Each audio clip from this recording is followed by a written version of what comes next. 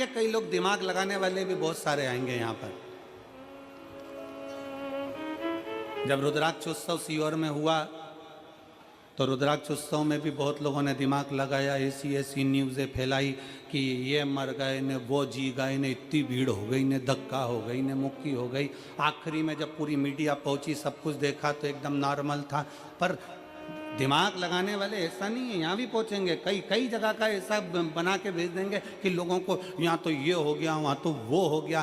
पर जितने बैठे हैं शिव के भक्त, एक बार जोरदार ताली बजाकर बताओ कि कथा का आनंद है कि नहीं।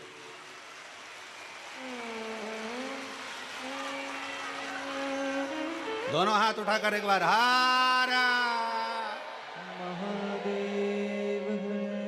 अब यहाँ किसको, सब अपनी मस्ती में बैठे हैं, एक पंडाल, दो पंडाल, तीन पंडाल, पीछे के पंडाल, सब अपनी मस्ती में बैठे हैं। यहाँ कोई किसी को कोनी भी नहीं मार रहा, मार रहा जम के तो बोलो जरा।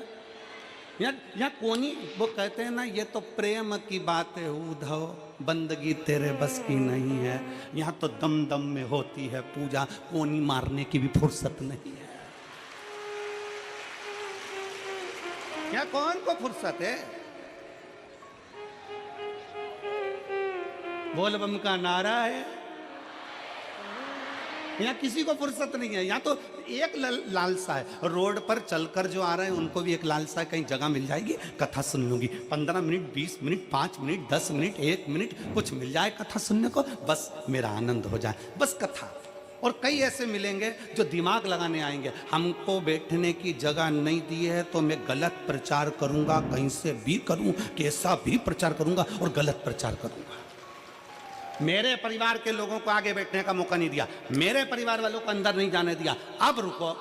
और उसने बनाया 2-4 वीडियो और शेयर कर दिया। तो तुम भी मत छोड़ना रे मेरठ वालों,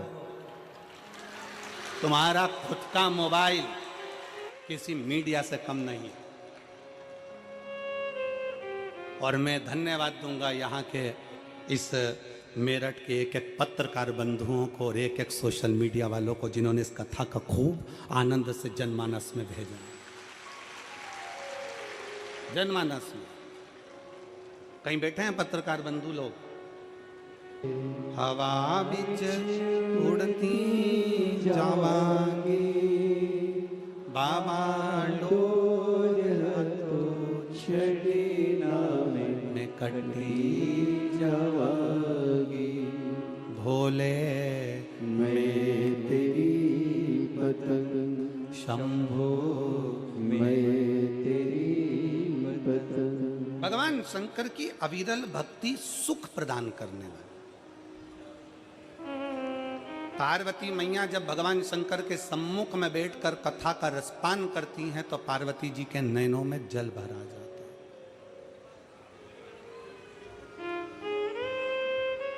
पार्वती जी के नैनों में जल भर आ जाता है, नेत्र में जल।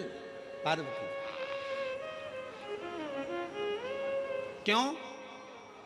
पार्वती जी के नैनों में जब कथा सुनने के लिए बैठ रही थी तो जल इसलिए भरा गया। 2 चीजें पार्वती जी के नैनों में आई थी, एक जल भरा गया था, फिर निंद्रा भी समा गई। पार्वती जी के नैनों में कथा चालू होने के पहले जल इसलिए आ गया था क्योंकि पार्वती जी को अपने पूर्व जन्म का भान होता गया। मैं सती बनी थी, कुंभज ऋषि के यहाँ कथा सुनने के लिए गई थी। कथा सुनने के लिए जब मैं कुंभज बाबा के यहाँ पहुँची तब उस जगह पर मेरा मन कथा में नहीं लगा था, मेरे भीतर अहंकार आ गया था और कथा मुझसे छूट गई थी। फिर पार्वती जी को उमा बनी और उमा बनकर भगवान महेश के साथ में कथा सुनने के लिए गई थी, तब मन नहीं लगा था कथा। फिर माता पार्वती कात्यायनी बनी, भगवान शंकर के साथ कथा सुनने के लिए गई। फिर माँ भगवान शंकर बगला मुख बने और पार्वती मैया बगला मुखी बनी। याद आया कि मैं कथा सुनने के लिए गई थी, नहीं सुन पाई। भगवान शंकर कमल बने और पार्वती मैया कमला बनी। पार्वती जी के स्मरण में आया मैं कमल के साथ में भगवान शंकर के साथ कथा सुनने के लिए गई थी, सुन नहीं पाई। शिव जी ध्रुमबान बने, पार्वती ध्रुमावती बनी। स्मरण में आया कि मैं कथा नहीं सुन पाई थी। जितने जितने शंकर भगवान के साथ में शंकर भगवान महाकाल बने और पार्वती महाकाली बनी, तो पार्वती जी सोचती हैं कि मैं उस समय पर काली बनी तो भी कथा नहीं सुन पाई, तो भी कथा नहीं श्रवण कर पाई। आज पार्वती जी की आंख में आंसू भर गया कि आज मेरे बाबा ने बड़ी कृपा करी जो मुझे कथा सुनाने के लिए इस अमरनाथ की गुफा के अंदर लाकर बिठा दिया और मुझे कथा सुना। अमरनाथ की गुफा। अरे ओ मेरठ की मेरी जीजियों और मेरठ के मेरे जीजाओं, मेरी बेटियों बेटाओं, मेरी माताओं, मेरे भाई, आप सब के चरणों को नमन कर कर कहता हूं, ना जाने कौन सी किस्मत आप और हमने ली है जो इस मेरठ की भूमि पर शिव पुराण की कथा सुन रहे हैं। जिस भूमि पर बेलकेश्वर महादेव विराजमान है, जिस भूमि पर ओगणनाथ विराजमान है, जिस भूमि पर मेरठ के चारों तरफ शंकर भगवान के प्राचीन प्राचीन मंदिर विराजमान हैं, और आज भी मेरठ की पवित्र भूमि शंकर के एक एक शिवलिंग से समाहित है। ये वो मेरठ की भूमि है। ये वो मेरठ की धरा है।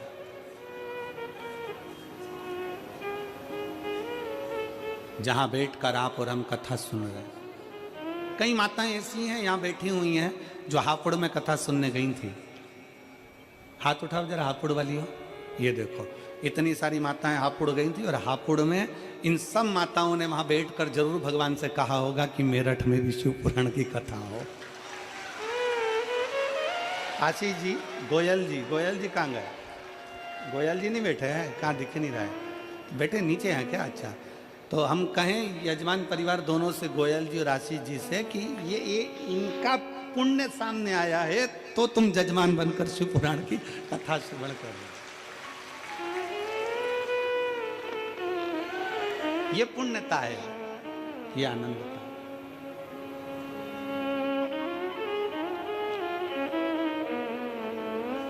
वो कहते हैं ना, कोई पिछले जन्म के अच्छे कर्म मुझे बाबा तेरा प्यार मिला, कोई पिछले जन्म के अच्छे कर्म मुझे बाबा तेरा प्यार मिला। जहाँ सारी दुनिया झुकती है, जहाँ सारी दुनिया झुकती है, ये आली दरबार मिला, मुझे भोले तेरा द्वार मिला।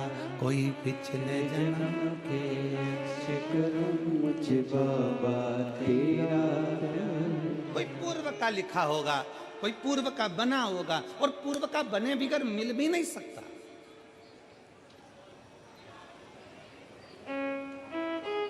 कल कथा में अपन ने सुना था, पूर्व का कर्म हमारा, पूर्व का कर्म। एक पंडित जी पूजन करते थे, उनका हाथ क्यों कटा? पूर्व का कर्म था कि कोई मार्ग बता दिया होगा। राजा का बेटा क्यों मरा? कोई पूर्व का कर्म होगा मारा। रानी क्यों गला काट दी? कोई पूर्व का कर्म होगा महाराज।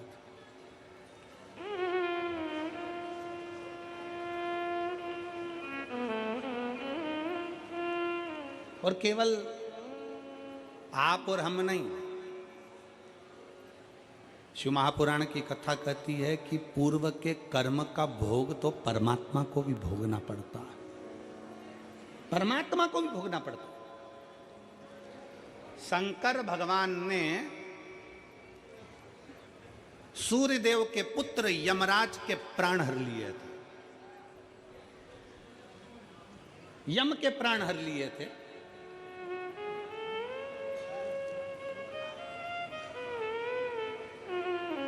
और यम के प्राण जब हर लिए, यमराज के प्राण चले गए, तो सूर्य नारायण भगवान रोते रोते आए और उन्होंने कहा, मेरा बेटा यम चले गया। बोले बाबा, हे शंकर जी, ओ गणदानी शंभु, हे शिव, मेरा बेटा चले गया। पत्रकार आ गए, आ जाओ आ जाओ, आ जाओ। ये भाव इसलिए नयनों से जल बह रहा है माता पार्वती के नयन से कि मैंने इतने जन्म गंवा दिए और हर जन्म में मुझे कथा सुनने को मिली, पर मैं कथा सुनने जा नहीं पाई, मेरा दिल नहीं लगा पाया। कितने जन्म मैंने निकाल दिए और हर जन्म में मैंने कथा सुनने का प्रयास किया, पर कथा श्रवण नहीं कर पाई। कितने जन्म, एक जन्म की तो बात ही नहीं।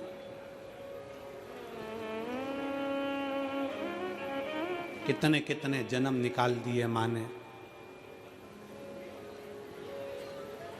कितने जन्म।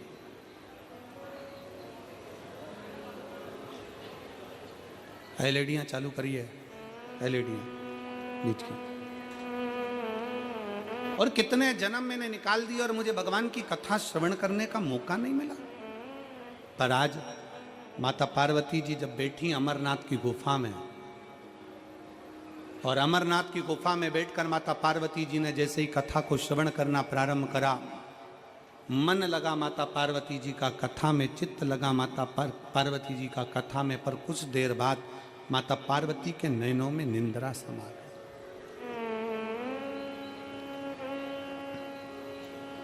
पार्वती जी के नैनों में निंद्रा समा गई। और पार्वती जी के नैनों में जैसी निंद्रा समाई तो भगवान शंकर ने, आखिरी में भगवान शंकर ने दोनों हाथ उठाकर जैसे ही जय घोष करा, बोल शिव महापुराण की। जैसे ही जय घोष करा, जय घोष करते से ही पार्वती जी के नेत्र की निंद्रा खुल गई। फिर पार्वती जी को दुख हो गया। माता पार्वती जी के चित्तवृत्ति में फिर दुख हो गया कि मैं कथा के चलते चलते अपने नैनों को बंद कर कर मैंने विश्राम कर लिया, सो लिया। पर कौन समझाए, कौन समझाए कि मिलता है सच्चा सुख केवल भगवान तुम्हारे चरणों में। कौन समझाए कि दुनिया का सबसे बड़ा सुख, दुनिया का सबसे बड़ा आनंद, दुनिया का सबसे बड़ा रस तत्व